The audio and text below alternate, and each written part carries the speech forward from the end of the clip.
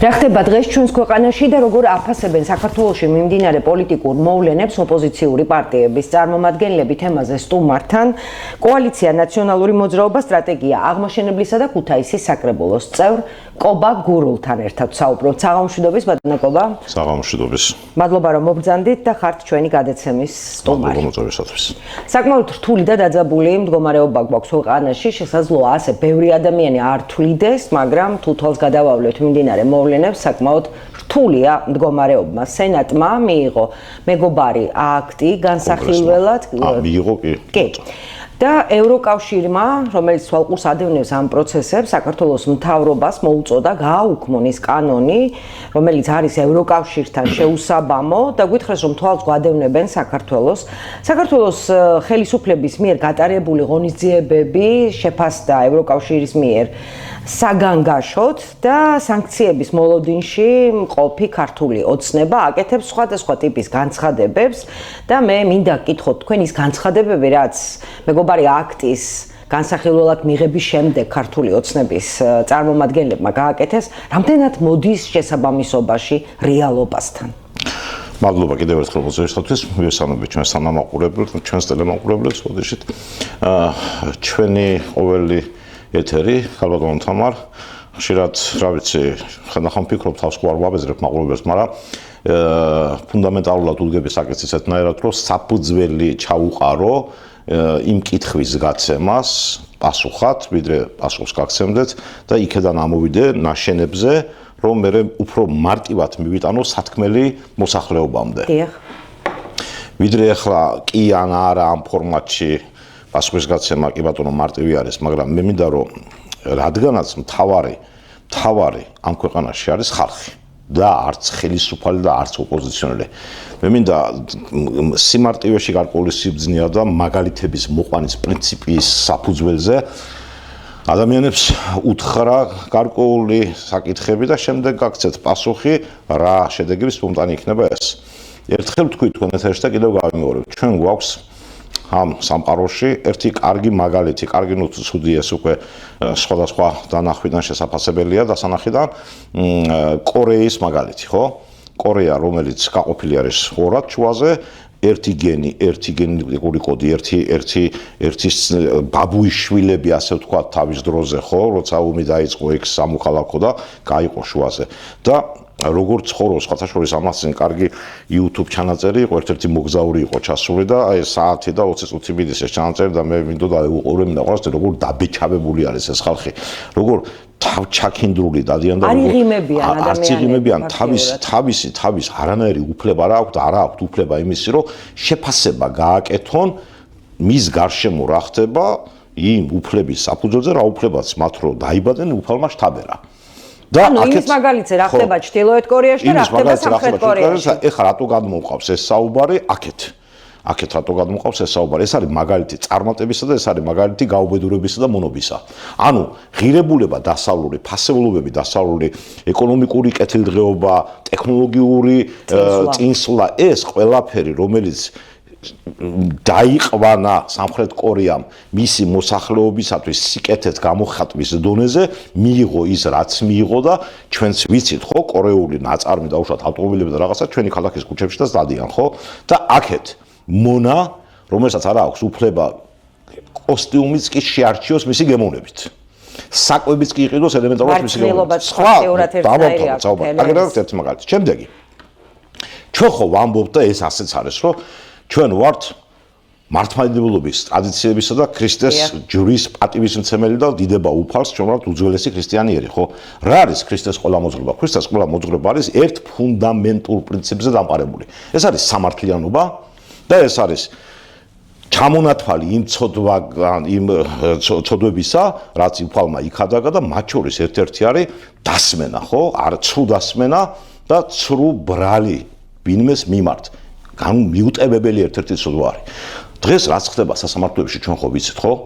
რომ აზრზე არ არის პირობითად ის პოლიციელი რა ხდებოდა და ყბება რაღაც წინასწარ დაწერილ სცენას, რომ ეს ასე იყო და ამ ახალგაზრდების საუკეთესო ახალგაზრდები გადაივსო ციხე განათლებული წესიერი და კულტურული და ხა თუ ვინმეს გონია ის რომ იმ დროში, როდესაც კრიმინალებით ივსებოდა ციხე და იმას ვებძოდი თითქოს ბრჭყალებში რომ აუ ციხეები გავს ეს რაღაცა და დღეს კრიმინალები გადაწყვეტილებებს იღებენ ამ ქვეყანაში გარკვეულ საკითხებში და ვიცით ხო მაგალითების არსებობს ამისი და თაობა რომელიც პროგრესულია თაობა რომელმაც ხვალ უნდა შექმნას ბედნიერი ქვეყანა და წარმატებული ქვეყანა და იმას ციხეებში ვაყურყუტებთ ამ თუ იმეს გონია რომ ეს იქნება შედეგის მომდანი ძალიან ცდებიან ეხლა ის დასმული შეკითხვა ხო სასწრაფო წესით ჩაინიშნა სენატში მოსმენაზე საკითხი. სახელი რატო ქვია მეგობარი აქტი? როდესაც ხელისუფლების მაღალი ეშელონების წარმომადგენლები ამბობენ რომ ეს არის მეგობარი კი არა მტერი აქტიო.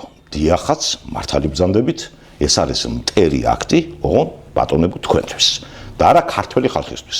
ქართველი ხალხისთვის და საქართველოს მოსახლეობის ეს არის მეგობარი აქტი და რაშორს მეგობრობა. როდესაც ილახება ადამიანის უფლებები, როდესაც პრობლემა არის ადამიანების ცხოვრების საარსებო ყოველდღიურ საკითხებზე და ამ პრობლემის აპილებას ვაკეთებთ რაღაც გამოგონილი მტრით deep state-ით და ცხრათავიანი ურჩხულია თითქოს ეს და ვიღებთ ბატონო ეს მინდოდა ცოტა მოგვიანებით მეკითხა რატომ ვებრძვით ჩვენ მაინცა და მაინც პატარა საქართველოსდან ამ deep state-ს თვითონ ამერიკასა და ევროკავშირში არიციან თუ არის deep state ნახეთ ამას წინ ინტერვიუს Twitterში წავაწყდი პუტინი მედვედისეულ გამონათქვამებს რომლითაც მას რას დაამგვანეს მათი გასაცოდებული ხალხი კი იცით რომელი იდეოლოგია მას მიიყვანა იქამდე რომ დახოცილი ყმაწვილების დედებს მადლობას აღწევიებს იმისთვის რომ შვილები მოვიკალი უკრაინასთან ომშიო და ხო საერთოდ მანქანებს შუქნიან და იმ დონეზე გამოათაყმანეს საზოგადოება და ეს deep state არის იქაური ტერმინი შექმნილი მითოლოგიური ტერმინი ხო იყო მითები რაღაცა ხო ძველი ბერძნული მითოლოგია რაღაც თუმცა სიკეთეს ასახავდა მსახურებოდა აი ეს მითები ერთ-ერთი დაპარალელებული არის იმ იდეოლოგიაზე რასაც კრემლის იდეოლოგია ქვია ერთ-ერთი ზუსტად ეხლა რა არის ეს არის ზოგადად განმარტება თუ ავწდები ამას აქ ასეთი ბიუროკრატიული კორუმპირებული დაჯგუფება რომელიც ხელს უშლის სახელმწიფოს განვითარებას ეს არის ზოგადად deep state-ის განვითარება და ამ დაჯგუფებაში შემოვლესენი ეს თვითონ არის ხო ეს რაც ხდება ხო ყველა ბარიერების აღდგენა დაიწყება რასაც ქვია ბიუროკრატიული ბარიერები პრობლემების შექმნა დაიწყება ხელოვნური მოსახლეობისათვის ეხლა რას მოგვიტანს ეს ამბავი მე ხშირად მიყვარს რა შეცვლის ერთ რამეს თავარი საყრდენი ხელისუფლების რა არის ფული თავარი საყრდენი მათ არანაირი იდეოლოგია ქვეყნის აღმშენებლობის, კეთილდღეობის, ადამიანის უფლებების და ასე შემდეგ. არ აქვთ თავარი იდეოლოგია, მათთვის არის ფული და ფორმულა 1. თქვენ მოიპარეთ ყველამ რაზედაც მიგიწვდებათ ხელი, ჩვენ მოიპარავთ ყველაზე ბევრს და მოდი ვითანამშრომლოთ. აი ეს არის ფორმულა. რას მოიტანს ახლა ეს? მე ვთქვიებ თქვენ ეთერში და კიდევ ვიმეორებ. სამარცხვინოა ჩვენთვინაც ნებისმიერ რიგითი მოქალაქეს რომ დასანქცირებული ხელისუფლება ყავს და ეს კი არ უნდა გვიხაროდეს. გვიხარია იმ ნაწილში, წყალებში ცოტა ისეთ გამონათქვამია, რომ იქნებ გონს მოეგონ და გააკეთონ ის რაც ჭირდება რეალურად ამ ქვეყნის განვითარებას. და იმ ნაწილში რომ ჩვენ პირობითად საქართველოს მოქალაქე რომელიმე ქვეყანაში ჩავალ და იციან რომ შენ საქართველოს პასპორტს აჩვენებ რომ აჰა შენი ქვეყნიდან ხარ რომლის ხელისუფლებას დაასანქცირეს ავტომატურად ეს არის რომ შენ შემადგენელი ნაწილი ხარ ამისი ხო ეს არ არის სიამაყის განცდა და ეს არ არის ჩვენთვის რომ არა მაგარია ვთქვათ ეს არის ჩვენი პრობლემა თითოეული თქვენი ჩემის ჩვენი ოჯახის წევრების ყველას პრობლემა არის მოიტანს ერთ რამეს რადგანაც ვერ გაჭრა მთელი ამ წლების განმავლობაში იმ საუბრებმა რომ იმ მოწოდებებმა იმ შეშფოთებებმა იმ მითითებებმა იმ რეზოლუციებმა იმ მიმართულებებმა რა ჭირდება ქვეყნის ეკონომიკისა და ქვეყნის ადამიანის უფლების სწორად განვითარებას და ასე შემდეგ გადავიდნენ უკვე ამ რეჟიმზე რასაც ქვია მაქსიმალურად შევიწროვდეს ის ყურფი რომ მათ უკვე შეეზღუდოს საშუალება კი ბატონო ეს შეზღუდვა სანქციები იმოქმედებს არა მარტო ქართული ოცნების წარმომადგენლებზე და მთავრობის წევრებზე რომლებიც დღეს საქართველოს მართავენ და რატომღაც ჩვენ აღარ ვირჩევთ ევროინტეგრაციას მიუხედავად იმისა რომ თითოეული ქართული ოცნების წევრის გამოსვლა ხშირად მთავრდება იმით რომ ჩვენ ევროკავშირისკენ მივისწრაფით მაგრამ საქმით არ ჩანს ეს რატომღაც მარტო იმათ ხო არ მოუტანთ თქვათ დისკომფორტს ქვეყანაზე ხო იმოქმედებს ეს ყველაფერი ქვეყნის ეკონომიკას რა ეშველება იმ შემთხვევაში თუ ეს მეგობარი აქტი მიიღეს თუ ევროკავშირმა გააძლიერა სანქციები რა ეშველება ქვეყანას ბატონობა პასუხი მინდა მარტივად გაქცეთ ეშველება ერთი არის და ეშველება ყველა ვარიანტში მაგრამ ჩვენ ღმერთმა ყველა დაგვიფოროს როდესაც ავამყოფის სხეული არის და ჭირდება ოპერაცია არის მტკივნეული, უნდა გაუძლოთ ყველა მტკივილს, გადავიტანოთ იმისაც, რომ ხვალ გამოვჯამრთელდეთ. აი ეს არის ჩემი მარტივი პასუხი ამაზე. ჩვენ გაუძელით 90-იან წლებს, გაუძელით იმის იქეთაც, გაუძელით ომებს შემოსევებს, მაგრამ ქართველი დგას. ფეხზე დგას და თავისი ნიშა უკავია ამ სამყაროში, ხო?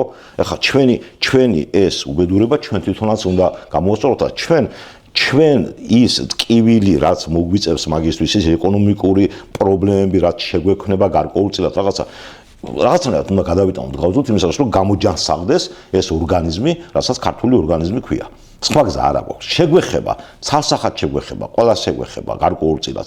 აღმოჩნდებით თუ არა რკინის ფარდის ასე ვთქვათ, მიღმა ისე როგორც ვიყავით საბჭოთა კავშირის ყოფნის დროს. ნახეთ, რა იყო საბჭოთა კავშირი? საბჭოთა კავშირი ეს იყო ჯერ მეფის რუსეთიდან ის ბოლშევიკური რევოლუცია 2017 წელი და მთელი 70, ბოდიში 1917 წელი და მთელი 70 წელიწადი თაობები გაიზარდა, დაიბადა და წავიდა იმ ქვეყნურ საზოგადოებაში, ხო? ეხლა სხვა მოცემულობის წინაშე ვართ. 34 წელია საქართველოს არის თავისუფალი დამოუკიდებლობის გამოცხადებული.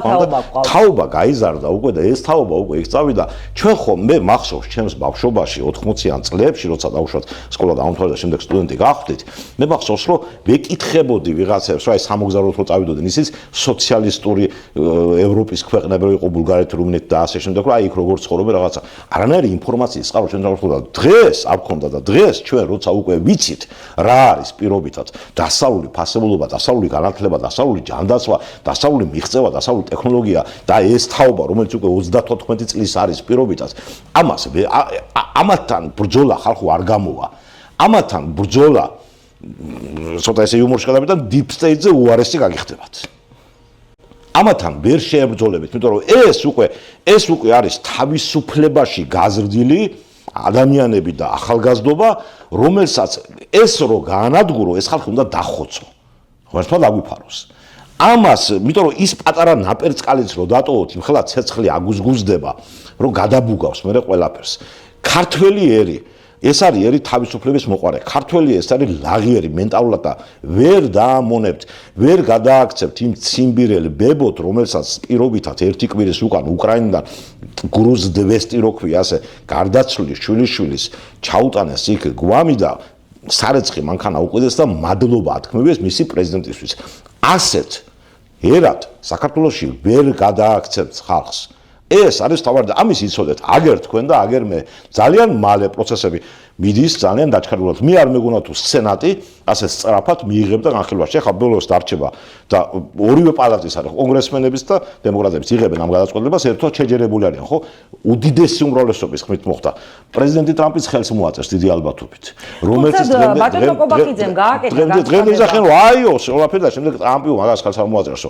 მე ველოდები სიამოვნებით რა უნდა თქვა შემდეგ მე ვფიქრობ დავეხმარო როგორ გამოვძურეთ ამ სიტუაციიდან რომ აი ტრამპი რო ხელს მოაწევს მე რას ვამბობთ ამაზეც საფიქრალია ახლა ეს ახლა მთავარი რომ აი რატომ მოაწერა მაგრამ გეტყვით ერთს დაამარცხა პრეზიდენტი ტრამპი deep state-თან ბრძოლაში. კი ბატონო, გავარავდოთ ასე შეიძლება, იმიტომ რომ ბატონმა პაპუაშვილმაც გააკეთა დღეს განცხადება და ბრძანა რომ ამერიკა საქართველოს ურთიერთობები თურმე ბაიდენის ადმინისტრაციამ გააფუჭა, დააზიანა და რესპუბლიკური პარტიის წევრი გახლავთ კონგრესმენი უილსონი, რომელიც თურმე ტრამპის საწინააღმდეგო ნაბიჯებსაც კი დგამს. მე მინდა გკითხოთ თქვენ აი ამ პროპაგანდის შესახებ. როგორ ფიქრობთ თქვენ, ქართველი ხალხი ესე ვთქვათ, წამოეგება ამ სატყუარაზე? აი სწორედ სამწუხაროდ გარკვეული ნაწილი და კატეგორია რომ არის წამოგებული, მაგით უდგათ სული უკვე 13 წელია. მაგრამ ხდება ერთი რამ. ნელა უკვე იფილტრება ეს. იქ რჩება უკვე მართლა ის კატეგორია, რომელიც უკვე გასწრული არის.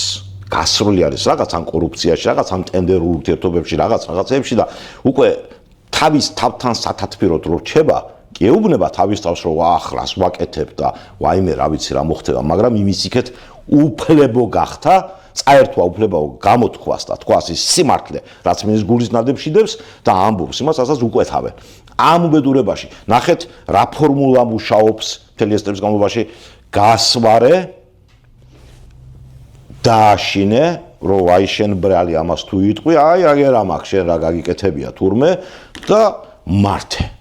ამ ფორმულით არის ეს ხალხი და ესენი რჩება უკვე ნელა იხვეწება ეს რაოდენობა, მაგრამ მთავარი კიდევ ერთხელ გეუბნებით რაც არის, მთავარი კიდევ ეს არის მიამბოხე არ გამიგო სხვაგვარად მიამბოხე ანუ თავისუფლების მოყარე როცა დამონიზებას გაუწევ ის ამბოხებაში გადადის მიამბოხე ქართული სული რომელიც ვერ შეეგუება ვერასოდეს და იცით რა არის ფული და მატერიალური კეთილდღეობა მიდის და მოდის თავისუფლება ხალხო კიდევ ერთხელ გაგიმარტო თავისუფლება არ არის უბრალოდ აი რომ წავიკითხავთ თავისუფლება არის შენი უფლება შენი უფლება თქვა, შენი უფლება შეაფასო, შენი უფლება შეიძინო ის რაც შენ მოგწონს, შენი უფლება იცხოვრო თავისუფლად ოღონდ იმ ლეგიტიმური ხელისუფლების მიერ დაწერილი კანონებში. რა თქმა უნდა, ახლა ვერ იქნება ვაკხანალია და ვერ იქნება. სიტყვის თავისუფლება ყავდეს სასამართლო რომელიც იქნება ობიექტური. ეს არის ამას წინათ ეთერში და თქვი და კიდევ ერთხელ როდესაც მარკეტში შედიხართ, ხო? და თაროზე არის ბევრი სახეობის დაუშვათ ფილა შოკოლადი, ხო? თქვენ ხო ირჩევთ იმას, რომელიც თქვენ მოგწონთ. ამას ქვია არჩევანი, რომ შენი გემოვნების მიხედვით აკეთებ შენ არჩევანს. და ამ დროს შენ გეუბნებიან, რომ არა, ეს ყველაფერი არის უვარგისი და მარტო ეს ჩემია და ეს უნდა წაიღო, ხო? მაშინ კითხვას შემოგიბრუნებთ და ასე გკითხავთ თუ ადამიანების ნაწილმა გააკეთა არჩევანი ვთქვათ და არ უნდა ეს თავისუფლება მაშინ რა ხდება არ არის ეგ კითხვა ჩემთვის ბუდიშგიხდით ლეგიტიმური იმიტომ რომ ჩვენ აგერ ეხლა ხარ რეალური ხმების რაოდენობა ისიც კიდე რეალური ხმების რაოდენობა იყო სადღაც 26 ოქტომბერს 44 45 47 კი ბატონო ამას ავიდევანებოთ 84%-მა მისცა ხმა საქართველოს ევროინტეგრაციას აგაშენათ ღმერთმა ნახეთ ის რომ აიმე ჩემს ძმას სამსახურიდან გააგდებენ მე რომ რამე ვთქვა ვაიმე და ჩემი რომ მასწავლებელი არის სამსახურიდან გამოუშვებენ მე რომ თქვა ეს ამოიწურება ხალხო მალე აღარც ის თქვენ ხო შინაგანად იცით რომ ეს არის მიუღებელი თავისუფლება არის ის როცა თქვენ გამოხართ და იტყვით ის რაც თქვენთვის მიუღებელია და ის რომ რაც თქვენ ახლა დასვით შეკითხვა რომ მაშინ რა გვეშველება ხო არ მივა აქამდე საქმე ამის მყარ გარანტიას გაძლევთ მიუხედავად უდიდესი წოლისა მიუხედავად უდიდესი შანტაჟისა მიუხედავად მოსყიდვებისა მიუხედავად ყველაფრისა 45-46% ვერ აცილდა მათი რეალური ხმების რაოდენობა. თუმცა მე აქვე კიდე ერთხელ ვიქნები თქვენი ოპონენტი და გეტყვით იმას, რაც თქვენც დარწმუნებული ვარ, მონასმენი გაქვთ რომ ბატონმა კობახიძემ ბრძანა რომ ქართული ოცნება ემზადება მე-10 გამარჯვებისთვის ადგილობრივი არჩევნების. განა თქვენ სხვა რამეს ელოდებით? 64% ესა მუნიციპალიტეტში თურმე ყველგან გარანტირებული მოგება აქვს. რამდენად რეალურია ბატონო კობა ამის თქმა წინასწარ რომ 64-ვე მუნიციპალიტეტში ჩვენ მოვიგებთ. მოდით ასე გავაკეთოთ. გავიდეთ ახლა ჩვენ ერთად ქუჩაში. მოდით ხო სვამთ კითხვას. თქვენი აზრი გაქვთ, მე ჩემი აზრი მაქვს, ხო? უყურებთ ჩვენ ამ წუთში, ხო? ჩვენ რომ ამ აზრის დასკვნა გავაკეთოთ პირობითად საგამოძიებო ექსპერიმენტი. გავიდეთ ქუჩაში, არ დავარქვათ ამას ახლა ტელევიზორზე ვართ, ისე დავარქვათ ქუთაისურად რო ვიცით, შინაურ ლაპარაკში გამოვკითხოთ ერთი 20 მოქალაქე, რომ რა მდგომარეობაში და რა ჩვენ გამოკითხვებს ვაწარმოებთ ჩემი კოლეგები, ჟურნალისტები და ადამიანები ამბოლოდრო ძალიან იწავებენ. ეხლა მე თქვენ გეტყვით, თქვენ რო გამოკითხვებს აწარმოებთ, სადუშვებთ შეცდომებს.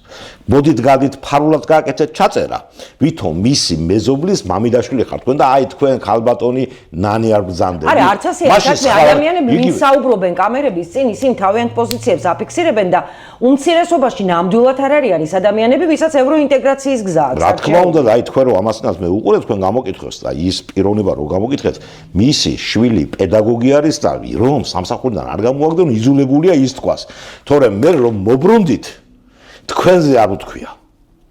დავანებოთ ახლა თავი კონფიდენციალური ინფორმაცია. ესენი ამოწყდნენ ერთ დღეს. ვინ იგულისხმეს ესენში? მიხვდებით მარტივად. აი ის ჭიში აქვს თუ არა. ამიტომ არის არჩევნების აუცილებლობა იყოს დაცული ხმების და იყოს ფარული. იმიტომ რომ ის იმ ნათქვამს რაც თქვენ გითხრათ არჩევნებზე 180 გრადუსით სხვაგვარად გადაწყვეტს. მე გაძლევთ ამის გარანტიას. ოღონდ იმამ უნდა იცოდეს რომ მის იცი რა შენ რო ხმას არ მიცემ დაუშვათ ჩვენ არ მოგცემ გავიგებთ და ასე გიზავთ. ესეც სამუშაოა რომ ნუ ახლა ბოდიში და მაპატიოს მაყურებელმა გვაკლია ნამდვილად რაღაც დონე განათლების გვაკლია რა იმიტომ რომ იმდენად ყოველდღიური საზრუნავში ჩაეფლო ადამიანები აღარ ცალია რომ რაღაცები გაერკვიოს და წაიკითხოს და გაიგოს იმითი რომ ვერავინ ვერ გაიგებს მან ვინ ვისახმა და ამას აშინებენ ეუბნებიან რომ აი შენ მე იცი ვიცით კაცო შენ ვინ შემოხაზე შენ რა პრობლემა მაგას ვერ გავიგებთ იმდენად შეშინებული არის ხო მისი თავის უფლებას იკლავს და სხვის უფლებას აღიარებს. მაგრამ არის ისეთები, რომელსაც ვერ შეაშინებ და იცის, რომ ვერც ვერაფერი, ეს არის მისი უზენაესი უფლება. გაიგებთ ხალხო, არჩევანი არის თქვენი უზენაესი უფლება. ეს არის უფლება, როცა თქვენ ხვათ თქვენმა დედამ და როცა უფალმა სულის თაგბერად და მოგანიჭათ თავისუფლების უსასრულო ხარისხი. ნუ გაყიდით უფლის ნაჩუქას, ნუ არის ფულზე და ნუ არის მიწიერ კეთილდღეობაზე. დაიცავით ეს თქვენი უფლება. ეს არის მთავარი. ბატონკობა, ვიდრე დაგემშვიდობებით, მე მაინტერესებს თქვენი შეფასება. სულ ახლახან ქუთაისმა თავისი დღესასწაული, ორმაისობა აღნიშნა, გვირილობა. და გაიყო მოქალაქეების აზრი იმასთან დაკავშირებით, რამდენად მრავალფეროვანი იყო ეს დღე და რამდენად კარგად აღინიშნა. თქვენი აზრი მაინტერესებს, იყო თუ არა რაიმე სიახლე დღევანდელ სამწუხაროდ მაგ დღეს სიმართლე გითხრათ, ახლა არ ვიქნები ობიექტური, რომ რაღაც თქვა ვიღაცის ნათქვამი გავიმეორო და არ გქონდეს ჩემი თვალით ნანახი, არ გახდით ქალაქში, მართლა ქალაქში არ გახდით, თბილისში ვიყავი რაღაც პირად საქმეებზე და ფაქტები არ მინახე, რა ხდებოდა. ერთი კი არის, რომ ძალიან გულსაწყვეტი არის, რომ ეხა რაც კარგი არის, ვერ უარყოფ, ეხა კი იყო დიდი ბრძოლები, პერიპეტიები, მაგრამ მომეწონა სიმართლე გითხრათ ის ნაწილი, რაც უკვე გახსნილი არის, არ არის უგემოვნებოდ ნაკეთები ცენტრალური ბანკი. კი, ეხა რაც არის ღირდად 15 მილიონის გადახდა. ეგ უკვე დასათვლელი არის ექსპერტების მიერ, რა ღირს თითოეული დეტალი, თითოეული ქვა, თითოეული ხე, დასათვლელი არის ხარჩაღლოსა ყველაფერი, რომ ფული არის თუ არა ხარჯვა სწორად. ეგ უკვე ხალხსამსახურის თემაა. და ზოგადად დიდხანს გაგრძელდა რემონტი, მაგრამ როგორც აღმოჩნდა, უცებ რამდენიმე თვეში შესაძლებელი ყოფილა, ხო? შესაძლებელი ყოფილა და უკვე გაჩნდა კითხვა, რამდენად ხარისხიანია თუ კი ასე სწრაფად კეთდება. მაგას ერთი წელიწადი დაჭირდება, რომ გავიგოთ ხარისხი. ახლა იქ რო ფილებზე თქვა გავივლით და ეს აიწყებს უკვე კაკუნს და ამოვარდნას და რაღაცა გამოჩნდება ხარისხი ჯერ ვერ ამერ შეაფასეს, მაგის თუ არ გვექნა რაღაც დრო ხანდაზმულობა იმუშავებს თუ არა ეს ნაკეთობა, ხო? ხო და რაც შეეხება იმას, რომ ამდენი ხანი რატო გაჭიანურდა, ეხლა რო აწერიალდნენ და მთელი ბრიგადების შესეული იყო და მუშაობს მთელი წელიწადი, 2 წელიწადი არაფერი და იქ რო გავიხედავდი ხოლმე და ერთი დარაჯის მეტი არავინ არ იყო, ხო შეიძლება თავის დროზე დაწყებული იყო ეს ახლა იქ რა ხდება, მაგაში არა ვარ უკვე ჩახედული და რატო გაჭიანურდა. ფაქტი ერთი არის, რომ შეიძლება გაკეთდეს უფრო მალე, ვიდრე ეს გაჭიანურდა ამდენ. მაგრამ კიდევ ერთხელ ვიტყვი, რაც გახსნილი არის ის ნაწილი უგემოვნოდ არ არის, ცუდი არ არის და ნუ ასე თუ ისე ნორმალურია და მისაღებია. კი ბატონო, კიდევ ერთ შეკითხვა მაქვს თქვენთან, როგორც ქუთაისის საკრებულოს წევრთან, რამდენად ასე ვთქვათ, კანონიერად და მიზანშეწონილად იქნა ის 100-წლოვანი ხეები გასხეპილი და ზოგიერთი მათგანი მოჭრილიც კი. კი, იქნა, ეხა მართლა 100-წლოვანი ხეა და 100 წელი და მეტი უნდება ის გაზრდას. თუ კი შეიძლებოდა ეხა ყველა დარგს თავისი კონკრეტული სპეციალისტი უნდა ხო არ შემიძლია ხა ყველაფერი შევაფასოს რომ კი ასე და ასე აჯობდა თუ კი იქნებოდა ამისი არქიტექტურული დიზაინი შერჩეული ისე რომ დაუშვათ ის ხე არ შეუშლიდა რაღაცის განთავსებას იქ და იმ დიდცვლილებას რაფერს მოიტანდა იმ დიზაინში. ქუთაისელების ნაწილი ჩივის რომ ვინც გაიარა და ვინც ნახა ეს ახალი ბაღი რომ ფაქტიურად ჩრდილი აღარ არის ბაღში. ხო, ეგ მომენტიც არსებობს და რა თქმა უნდა ეხა მაგ ნაწილშიც დაგეთანხმებით ხე რომელსაც სამი თაობა უნდა რომ გაიზარდოს, ეს უნდა შენარჩუნდეს, პირველი ამოცანა ეს უნდა იყოს და იმ ლანდშაფტზე უნდა მოერგოს სხვა დანარჩენი.